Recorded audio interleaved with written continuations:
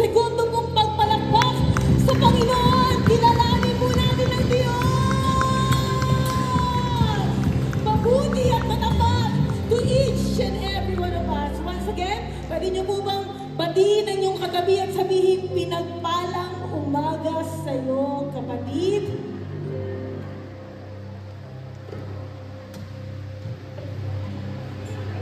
Amen. Pinagpala po lahat ng mga taong inuuna ho ang ating Panginoon. Tunay nga po, sabi ng salita ng ating Diyos, ang sino man daw ho ang umuna sa kaharian ng Panginoon, isipin niyo na ho ang inyong mga pangangailangan pisikal, emosyonal, spiritual, at financial. Ang Diyos ho ang magkakaloob ho niyan sa atin. Ang salita ho ng Diyos, kailanman ho, ay hindi ho napapako. Ang Diyos po mismo ang nagsabi ho niyan sa atin. Again, magandang umaga po sa ating lahat. Tayo po ay kinaloob ng Diyos na maparito sa lugar na ito. Pwede niyo po tignan ang inyong mga katabi. Sa kaliwa, sige nga po pakitingin, sa kaliwa at sa kanan. Alam niyo po, once a week niyo lang po yan makikita. Di po ba? Hindi niyo po yan madalas makita. But today, kasama niyo ho ang kapatid ho ninyo sa pananampalataya. Pwede ba sabihin ninyo, hawakan niyo ho sa katabi ho ninyo, sabihin mo, hawakan mo sa hita or sa balika. Sabihin mo, kapatid, in fairness, na-miss kita. Diba? In fairness, again, ako po yun eh. In fairness, na-miss ko ho kayo. Bakit? Because I am surrounded with different kind of person. Marami ho akong nakakasalumuha. Marami ho akong nakikilala at nakikita, pero iba pa ho pa rin talaga kapag ho tayo ay kasama ho natin ang kapwa ho natin mananampalataya. Again, today, ang topic ho natin ay isa sa pinaka magandang halimbawang in-exemplify ng ating Panginoon. Pwede ho ba natin basahin ang ating pag-uusapan sa umagang ito? 1, 2, 3, go! The beauty of humility. Alright? The beauty of humility. When we talk about humility, sino ang nasa isipan ninyo? When we talk about humility, what is the first thing comes in your mind? Ako yun! Diba? Sarili ko yun! Wala akong magsasabi dito ng ako. I am humble. Kasi technically, kapag sinabi mo sa sarili mo that you are humble, I guess you are not. But I believe parehas po tayo ng iniisip when it comes to humility. And that is our Lord Jesus Christ. Amen po ba? Amen. And sabi po ng salita ng Panginoon, we must be Christ-likeness. Kung ang Diyos ho, ang first thing comes in your mind, ang susunod ho dyan, dapat ho ay tayo. Why? Sapagkat malinaw ho ang salita ng Panginoon, kung ang Diyos po ay humble, we ourselves also humble. Bakit? Because tayo po ay binigyan ng Panginoon ng command, which is Christ-likeness. Patingin nga ho ang katabi ninyo kung kamukha ni Kristo. Patingin, patingin, patingin, patingin. Okay. Habang tayo ho ay nasa mundong ibabaw, tayo ho ay dinidevelop po ng ating Panginoon. Amen? Humility is beautiful dahil dito nagsisimula ang lahat ng mabubuting katangian. You know, the fruit of the Holy Spirit, love, joy, peace, patience, kindness, goodness, faithfulness, gentleness, and self-control. Alam niyo po ba, hindi magkakaroon ng bunga ng Espiritu ng Panginoon kung walang humility. Alright? Humility is the foundation of all virtues, ng lahat ng magandang katangian. Okay? Again, alam niyo po ba ang humility, ito po ay isang bagay na hindi po inborn. Okay? Kapag ho sinabi natin humility, yan, pinanganak niyang humble. Wala hong ganon. Meron hong pinanganak na maganda, for sure. May pinanganak na pogi, may magandang mata, may matangos na ilong, inborn ho yan. Pero ho, ang humility, ito yung something na hindi ho likas sa tao. Adan? Ba't Adan? Ba't Adan? Naalala ko naman. Mahal mo na? Likas ho sa tao talaga to gain power and to become famous. Just like Lucifer, na si Satan na ho ngayon, di po ba? Kung si Satan ho ay hindi ho nagnais maging kapantay ng Diyos, wala hong Satanas. At kung si Eva at si Adan ho ay wala hong pagnanais na maging katulad ng Diyos, kasi sabi ho in the Genesis, kapag kinain daw ang bunga ng pagkarunong, bunga ng karunungan ay magiging katulad daw ng Diyos. Marami hong nasisilaw sa word na famous or fame. Alright? At yan po mismo ang kinababagsak ng tao. That's why, this morning, sit back and relax. Pag-aaralan ho natin ang kagandahan ng kababaang loob. Amen? Now, alam niyo ho ba kung sino ho ang biblical character, okay, biblical character na nagsabing humble siya? And that is, sino ho? Moises. Okay? Sabi ho ng Numbers 12 verse 3, now, Moses was a very humble man, more humble than anyone else on the face of the earth. And sino ho ang sumulat ng Numbers? Si Moses ho mismo. Di ho ba? Pero, nakita ho sa buhay po ng Moses kung paano ho siya naging humble. Alright? Now, ang sabi ho dito, pwede ho natin sabihin ng malakas, 1, 2, 3, go. Humility is the most beautiful virtue that we can develop. Again, humility is the most beautiful virtue that we can develop. Again, kung wala hong humbleness or humility, you will never be obedient. You will never be generous. You cannot love and you can even serve one another because humility is the foundation of virtues. Pag sinabi mong virtues, mga magagandang katangian. Okay? Hindi mo pwedeng mabait ka nang hindi ka humble. Alright? Hindi mo pwedeng mapagbigay ka nang hindi ka humble. Kung gusto mong maging mapagbigay, hindi mo ho pwedeng i-skip ang first step. At ano ho yung first step? Humility. Humbleness. At pag sinabi mong humbleness, ito po ay hindi nyo ho tinitignan ng sarili ninyo. You are focusing on others' life. Ang nakafocus ho kayo sa kapakanan ng iba. Again, you will never say that you are humble, pero you are selfish. Pag humble ka, technically, you are selfless. Inuuna ho natin ang kapakanan ng iba. And you know what? Ang sabi mo dito, humility, it can be developed. Nadidevelop po yan over the time. Pero mo ba kayong kilala na pinakamayamang tao na nakilala ninyo? Ubod ng kayabangan. Meron ba kayong kilala o may nakausap na kayo? Apakahangin. Diba? Kasi minsan tayo, madali ho tayo makadiscern. Kausap nyo pa lang, ang lakas ng hangin, parang naka number 3 sa electric fan. Why? Kasi ho, galing ho tayo sa pagka-mayabang. Sabihin mo, mayabang ako dati. Mayabang ako dati. Yes, you are. Exactly. Mayabang ho tayo dati. And you know what? Ang sabi dito, it can be developed. Pag sinabing it can be developed, the Lord will broken you. Dahil kayo po, sinabi niyo ho kanina, ako ay mayabang. Dahil kayo po ay mayabang, the Lord will humble you. Okay? Lahat po, ako I believe in my heart, lahat po na nandito, present sa umaga po ito, one way or another ay napakayabang. Uubot ng yabang. Pero alam niyo po ba ang common denominator natin? Tayo po ay winasak ng Panginoon. Sabihin ho ninyo, winasak. Lakasan ho ninyo.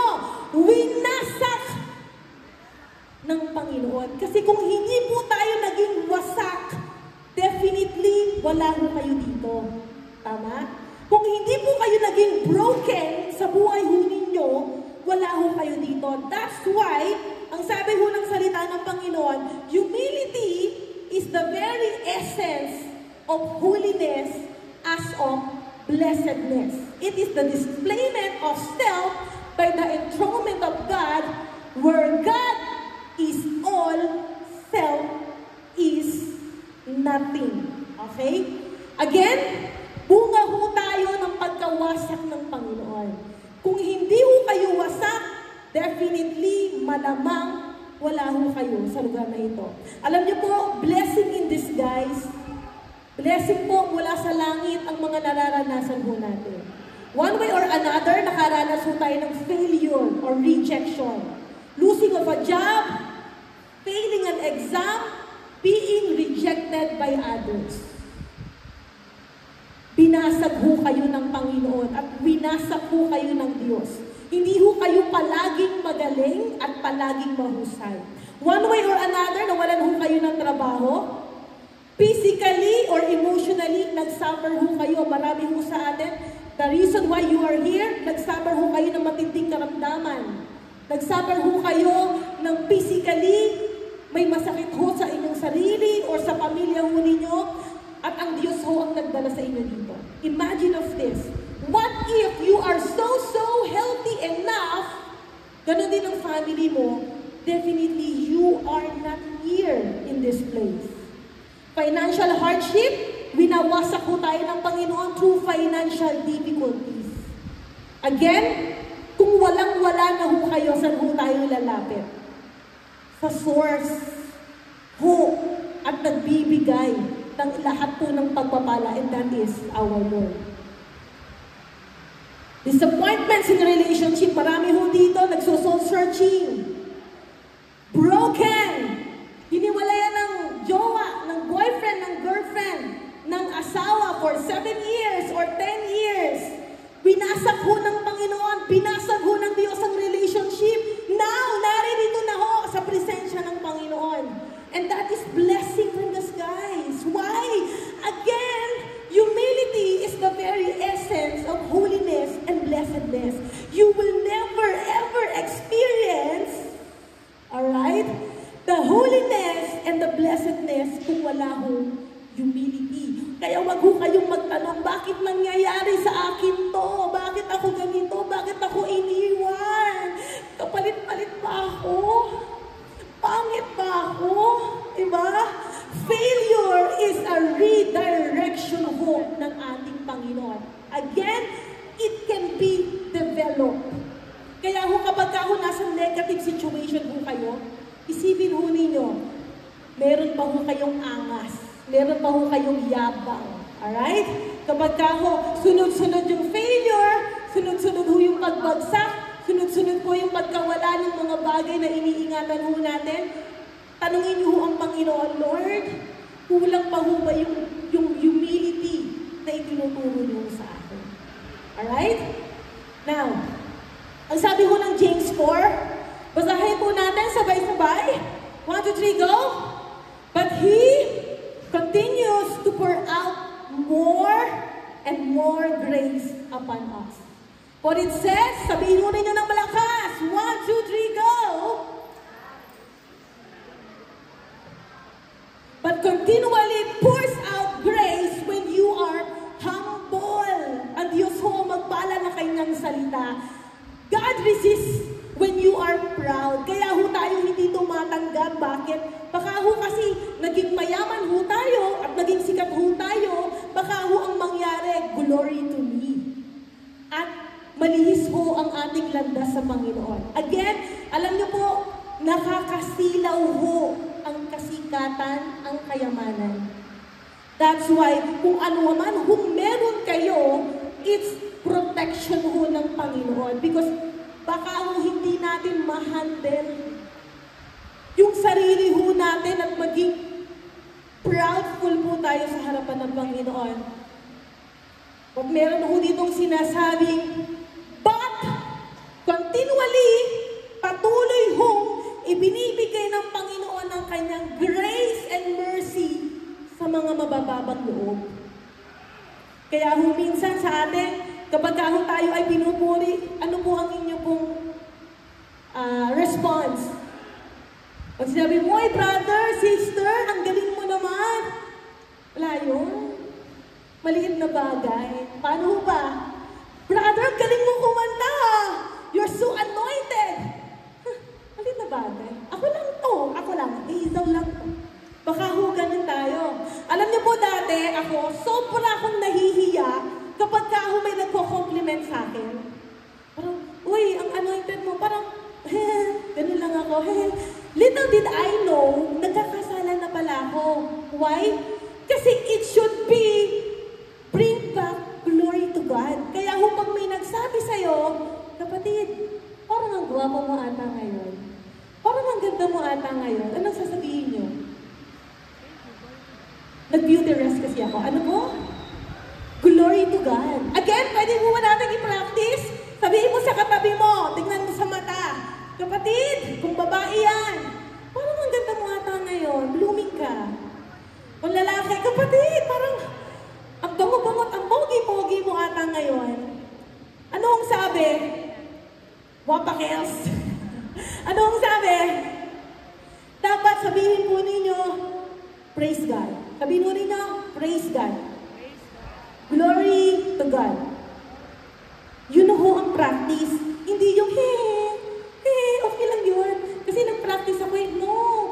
Kaya ho kayong magaling at ginagawang magaling ng Panginoon in your schools, sa trabaho ninyo, sa ministry ho ninyo. Bakit? Because it's your platform and privilege to say, glory be to God. Praise the Lord. Kasi hindi ikaw yan. Huwag niyong angkinin ang glory. Nakakahiya kay Lord. Okay? That's why, wag ho kayong magtaka kung yung humble, na marunong ho magbalik, thank you Lord. Praise God. Glory be to God. Ay patuloy ho pinagpapala ng Panginoon. Imagine ho ninyo, binigyan niyo ho ng pera ang tao. Dalawang tao, binigyan mo ng 500. Yung isang tao, binigyan mo ng 100. Yung 100, siya pa yung masaya. Yung 500, nagreklamo mo, eto pa, eto lang. Kulang, magkano yung kamatis? Magkano yung bawang? Di ba? Sino ang masarap bigyan? Itong nagbigay sa, itong pinagbigyan mo ng 100. Ganun ho ang Panginoon. Kung ikaw ay reklamador, huwag kang umasang tatanda. But if you are humble enough, ang Diyos ho ay malulugod sapagkat ikaw ho ang magbibigay ng karangalan sa kanyang pangalan. Again, what is humility? Ang sabi ho dito, humility is not pushing ourselves forward. Ako to! Ako yung magaling. Kaya ako naman nagawa yan kasi nag-aral ako eh. Kaya ako naman to. Kaya naman ako naging doktor at lawyer, naipasa ang board exam. Kasi nag-aral ako. It's not that. Yes, your effort is considered. Pero kung ikaw ay hindi ginising ng Panginoon on the day of your exam, di ba't wala din? Again, humility is not pushing ourselves forward. Nor, eto po, ingat po tayo, pushing ourselves backwards. Anong ibig sabihin yan? Yung ikaw sa sarili mo na alam mo ang gagawin, pero nahihiya kang gawin. Ano ang ibig kong sabihin? Ang humility ay hindi yung, sige, ikaw na lang.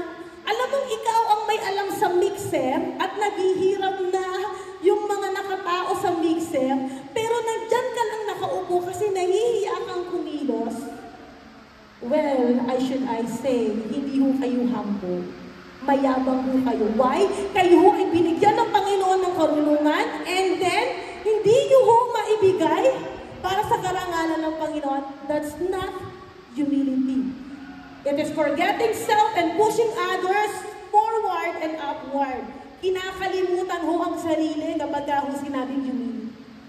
Pero kung I, myself, kaya nga ho, cellphone iPhone, iPad, my phone, puro I, myself, I. Kasi yan ho, yung default ng mundong to. Me first.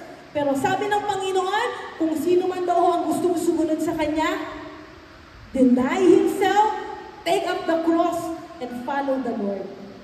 Right?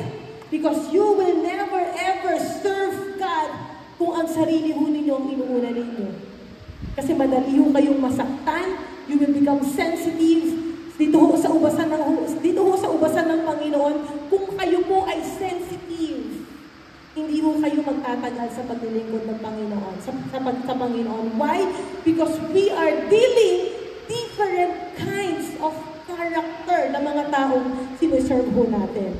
Okay? It acknowledge our complete dependence of our God.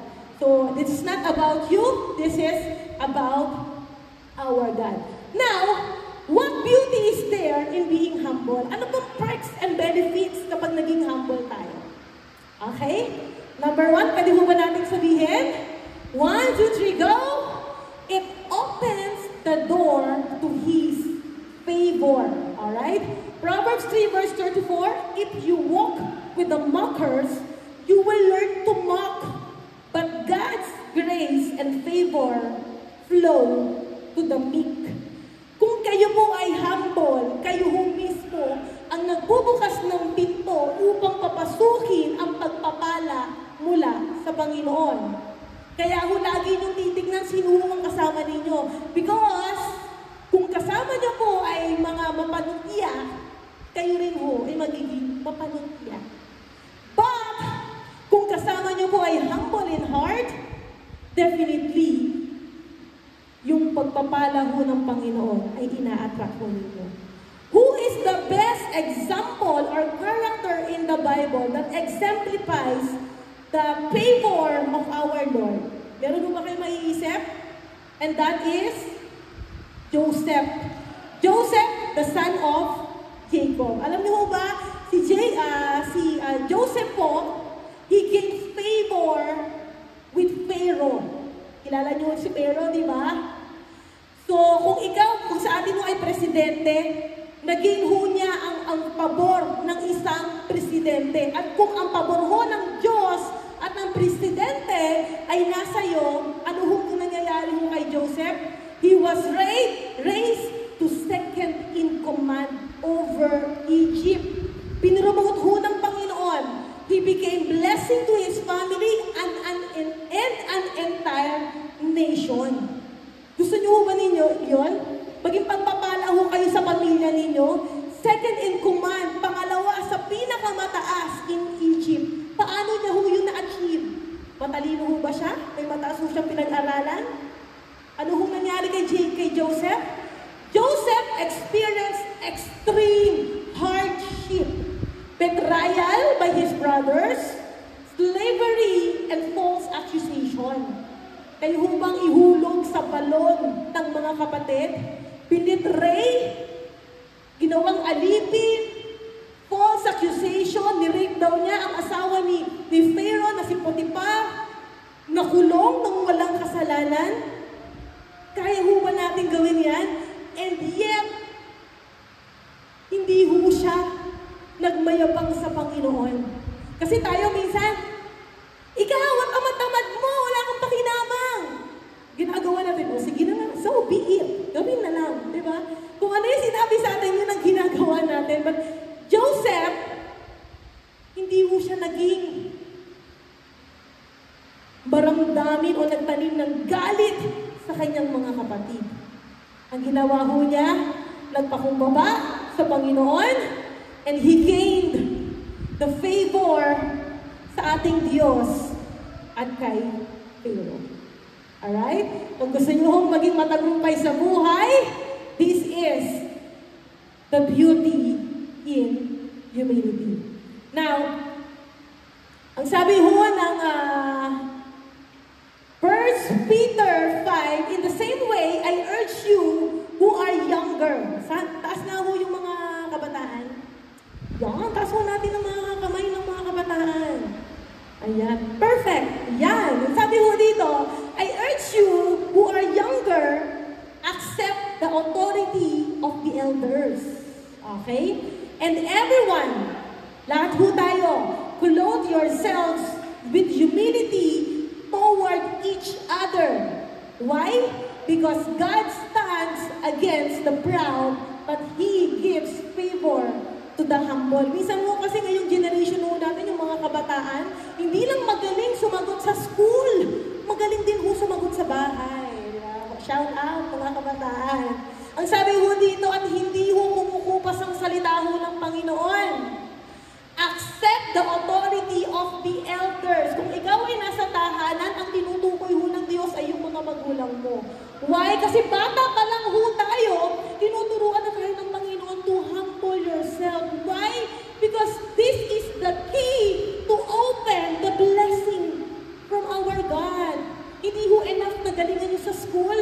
Hindi ho enough na matalino kayo or sip-sip kayo sa teacher ninyo. Hindi ho enough. Okay? Dapat ho nating samahan ng pagpapakumbaba sa lahat ho ng iyon. Okay? Humble yourself under God's power sa dulo so that He may raise you up in the last day. Ang sabi ho ng Panginoon, ako ang bahala sa inyo. Nakikita man yan or hindi, the Lord will raise you. Okay? Number 2, beauty of humility. Basahin mo natin ang number 2. 1, 2, 3, go. It draws God's, lakas mo natin. 1, 2, 3, go. It draws God's attention to you. Kung gusto ho ninyo na lagi kayong makikita ng Diyos and you gain favor with the Lord, be humble. At sino ang best example dito? Si King David. Okay? Even though David made mistakes, God called him, alam niyo si David, napakadami ng kasalanan. Pero ano hong nasa isip natin pag sinabing David? David a sinner ba? No! Pag sinabi hong David, a man after God's own heart, ang titulo ho ni David. Pero kung pag-aaralan ho natin ang salita ng Panginoon, ang pakadaming kasalanan ho ni David. Pero ano ho ang nag-draws attention ho sa Panginoon, sa buhay ho ni David?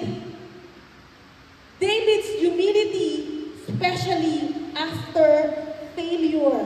Again, lahat ho tayo dumaranas ho ng failure. Okay? Pero how will you respond? Draw God's attention. God saw his sincerity, brokenness, and desire to please Him. Kaya wala ho magsasabi na, galit sa akin ng Diyos. Bakit? Ang dami kong kasalanan. Sin after sin after sin. Wala na. Impyerno na ako. Well, hindi po.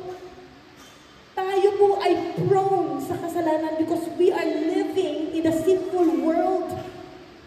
Hindi ho tayo exempted. Pero napakayaman ho ng habag at awa ng Panginoon, hindi ho tayo mananatiling makasalanan. At ito po ang magiging reason kung bakit ho nakukuha natin ang atensyon ng Panginoon. You will become a man after God's own heart, katulad ho ni Haring David na ubod ng makasalanan. Number 3, the beauty. Okay. Taas ko lang ito. Ayan. The beauty of being humble. Number 3, basahin mo natin. 1, 2, 3, go! It is. Napaka-humble naman itong mga congregation na ito. Yung humbleness na meron kong conviction, sabihin mo natin. 1, 2, 3, go! It is your defense against God. Defense against Satan. Okay? Ito po yung ating depensa sa gawa ng kaaway. Now, sabi dito, so give yourself to God. Kapag ibinigay ho natin ang sarili natin sa Panginoon, stands against devil and he will run away from you. Ang isa sa paborito ko kong verse sa Bible, if God is for me, then who against me? Okay? Alam niyo ho, sino ho ang maiisip natin when it comes to defense against God? Character in the Bible. Sino ho? See? Job. Despite losing everything, his wealth, his health, and family, Job did not curse God or become proud. Alam niyo ang Panginoon, we know the story. Ang Panginoong Diyos at si Satanas ho ay nag-usap sa Book of Job.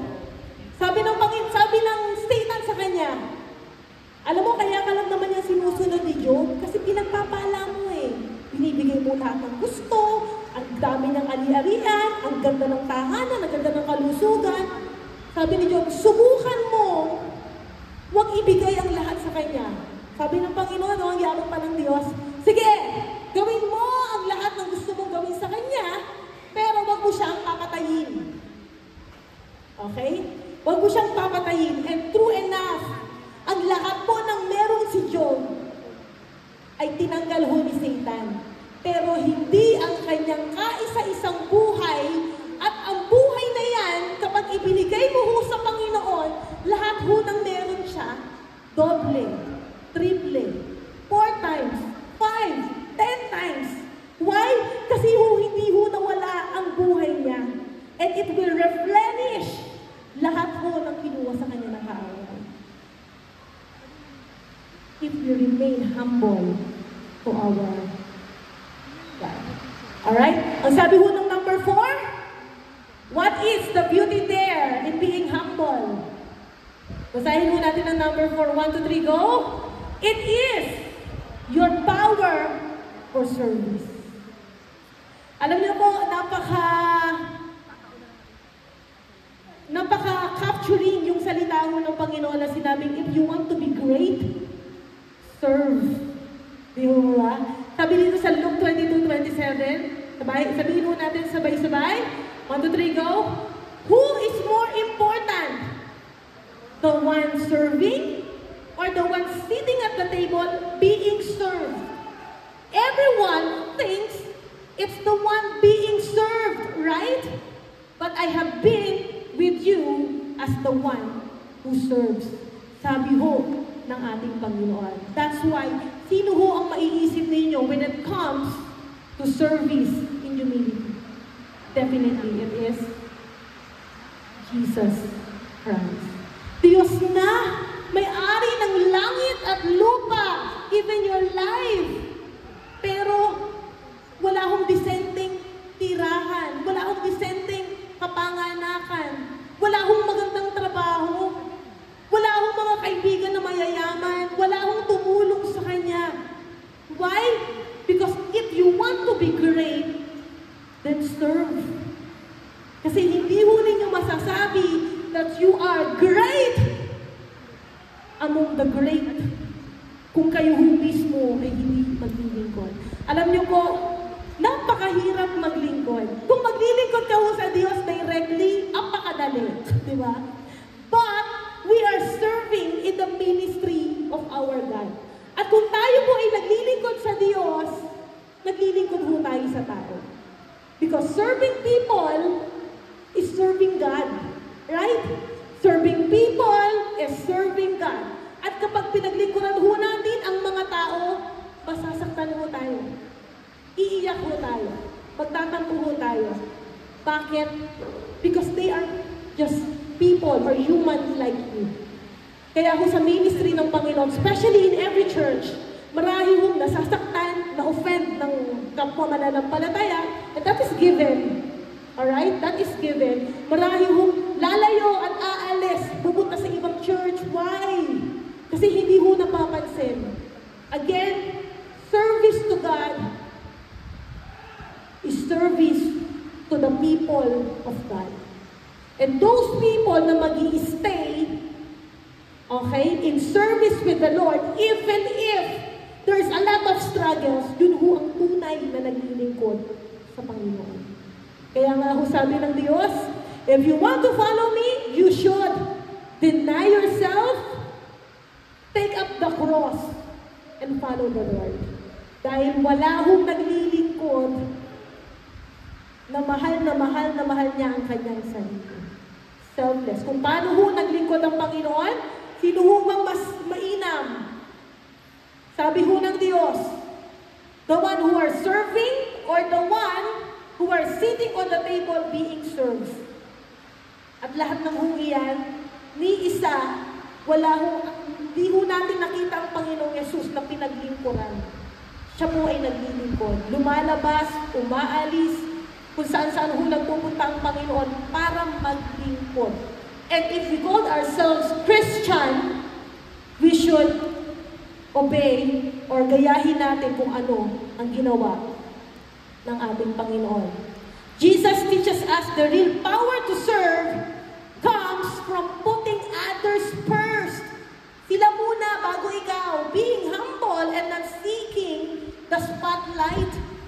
The kind of humility empowers us to serve effectively in God's kingdom. Kahit ho hindi nakikita, kahit hindi ho nare-recognize na all throughout the year, never kang nawala sa ministry, kahit hindi napapahalagahan. Kahit walang spotlight, serve anyway. Because serving is serving sa ating hong Panginoon. Now, the power of humility. Gentleness and meekness are not signs of weakness. Minsan ho kasi kaya ho ang tao nahihirapan maging humble or gentle kasi iisipin, naku, napaka-weak ng taong yan. Di ba? Parang nagiging misunderstanding. Kapag ka ikaw ay gentle or humble, kakaya-kayanin ka niya. No. Because they are strong and powerful weapons in God's hands to accomplish His purpose. Mas matapang ho tayo. Mas malakas ho tayo kapag humble ho tayo. Why? Kasi kung ikaw mismo, kaya nga ho di ako magtataka kung bakit sinabi ng salita ng Panginoon na kapag ikaw ay sinampal, ibigay mo yung kaliwa. Pray for those who persecute you. Sabi ng Panginoon, wag kang gaganti. Why? Kasi sabi mo dito, mas magaling ka at malakas ka kapag ka weak ka. Kasi ang Diyos ang kakampi mo. Pero kung ikaw, nilabanan ka na, nilabanan mo pa, wala nang magagawa ang Diyos diyan. Bakit? Ginawa mo na yung gagawin ng Diyos. Kaya nga nagre-retaliate yung kasama, nagre-retaliate yung kalaban mo. Bakit? Because strength mo yun eh. But, kapag ka ho, strength ng Diyos, wala ho silang magagawa. Kaya ho, ingat ho tayo kasi meron ho ako narinig na testimony. Sino ba yun? May nagkwento sa akin eh. Pinag-pray niya, ayun, okay, naiintindihan mo na. Kasi nasa CPA siya kasi. Okay, CPA. So, may mga anomalya. Pag CPA, public accountant. So, meron siyang client na hindi siya makaalis. Pero gusto na niyang magbago. Lord, ayoko na ng ganitong ginagawa kasi Christian siya. Ayoko na nito, kaso hindi siya makaalis doon sa kliyente niya kasi mabait. So pinag-pray niya, Lord, ayoko na nito. Alam niyo ang ginawa ng Panginoon?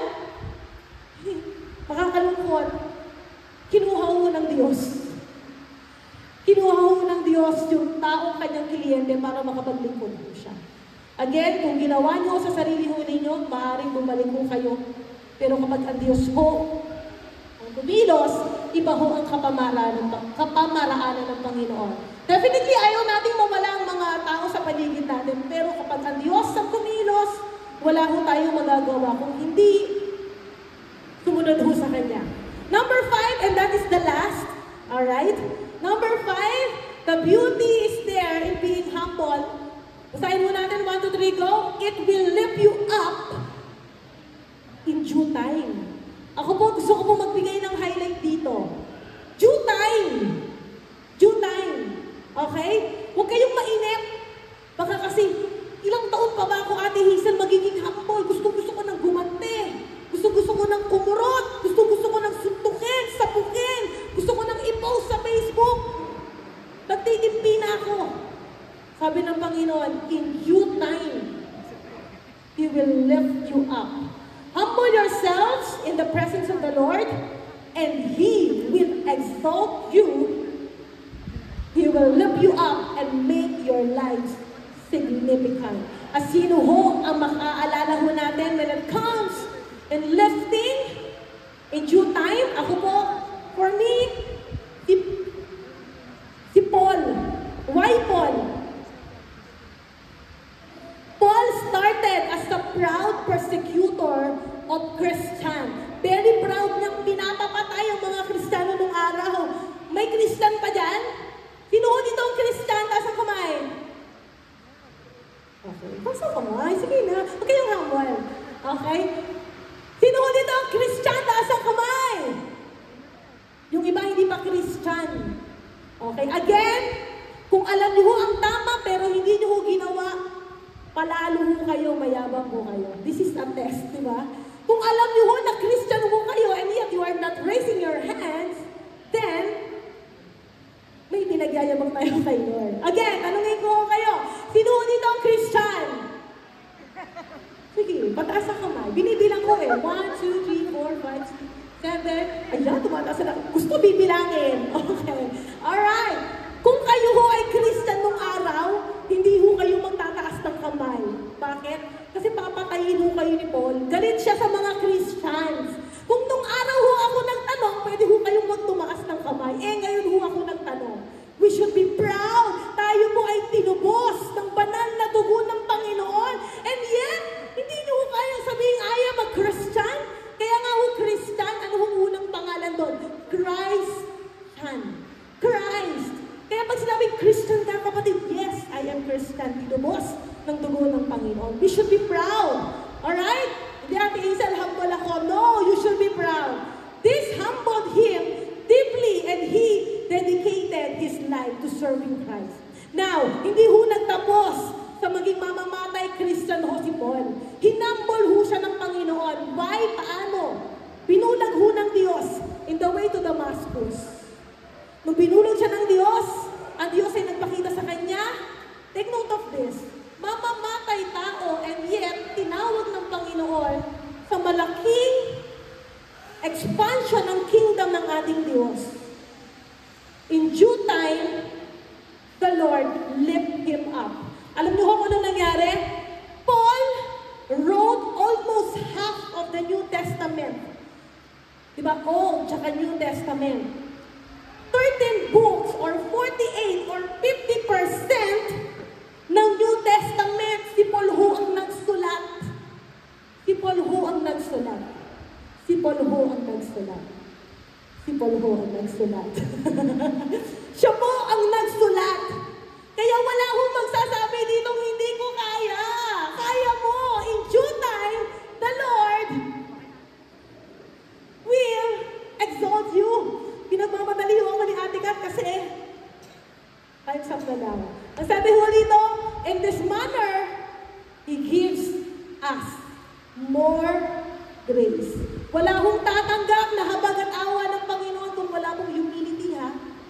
Disclaimer, kung hindi ka humble, tatanggapin na kailangan mo ng tulong, na kailangan mo ng help, in English ko lang, hindi ho kayo tatanggap ng tulong sa Panginoon. Sabihin ho ninyo, Lord, help me. And the grace of the Lord will be yours. Dito ako magtatapos. Ang sabi ho dito, humility honors God. Napakadali ho, di po ba? Hindi mo kailangan maging pastor, hindi mo kailangan maging manutugtog, mananaya, or even worship leader, or maging presidente, just to honor God. Humility. Humbleness. Humbleness. Kapag mali ka, magpatama ka, hindi yung sasagutin mo pa.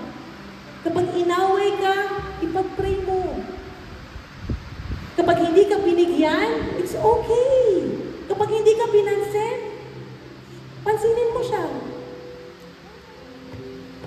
And God honors humility. Kung tayo po, sa sarili natin, we call ourselves as Christian. Humble yourself. Pag tinapakan ng iyong paa, anong response mo?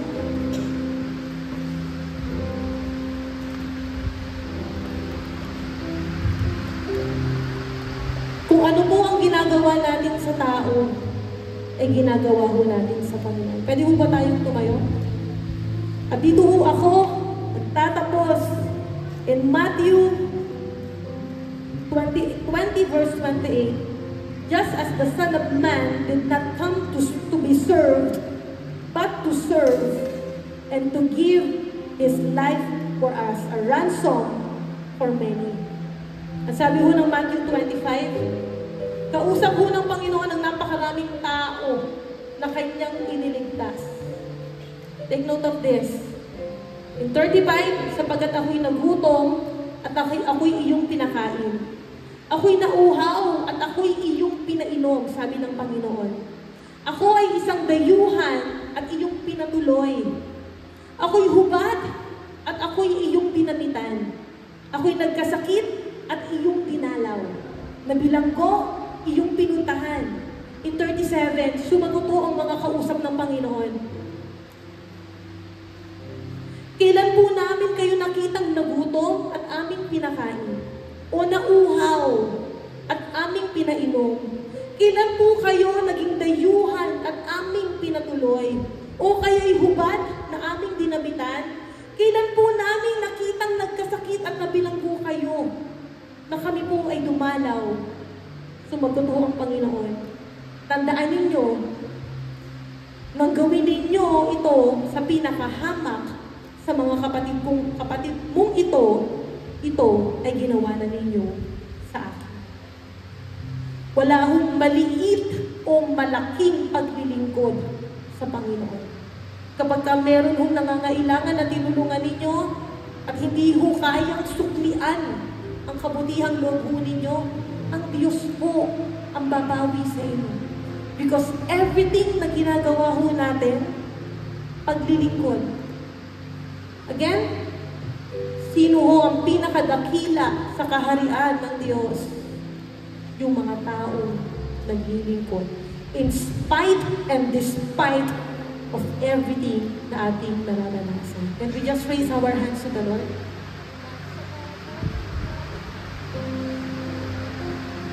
Magsapat ang pinagawa sa pag-ibig ko sa Diyos sa dakila. Di man sapat maging ang salita sa pagpupuri at pagsamba sa iyo, aking Ama. Anumang sitwasyon, anumang sitwasyon at pagkakataon, magmamahal, magtatapat sa iyo. Manlilingkod sa iyo nang may kagalakan. Panata ko ngayon at kailanman, Panginoon. Ako sa iyo'y magtatapat, ibibigay lahat ang puso ko. Di hanggan itong mundo, Panginoon. Hindi man sasapat, gagawin ko ang lahat, gamitin mo para lang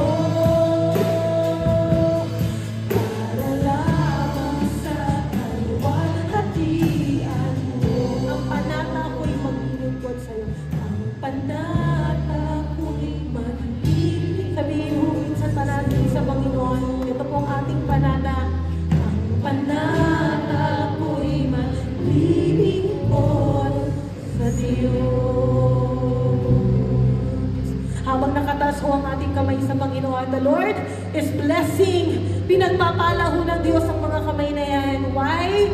Because simula ho na tinanggap ho natin ang Diyos bilang sariling tagapagligtas. Kasunod ho niya ng ating buhay.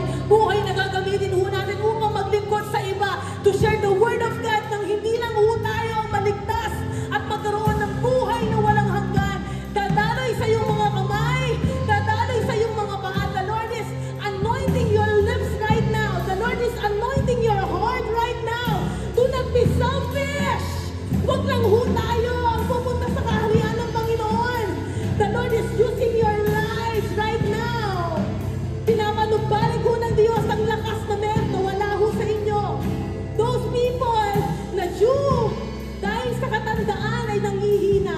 If you give yourselves to the Lord and the preaching in the Word of God, palalakasin ho ng Diyos ang inyong pong pisikal na pangangatawan. Kung kayo ho ay may sakit at karamdaman at nagnanais ho kayo, Panginoon, gusto ko pang magamit in advancing your kingdom here on earth. Take note of this.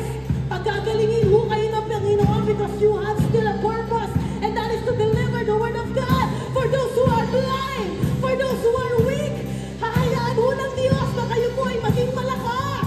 Hahayaan ho ng Diyos na mabuo ang pamilya ninyo. Hahayaan ho ng Diyos na kayo po ay magpalaing financial, physical, emotional.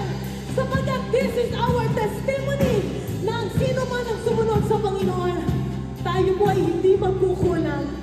Because ang Diyos ho ang lahat sa atin. Lord, once again, we humble ourselves to you.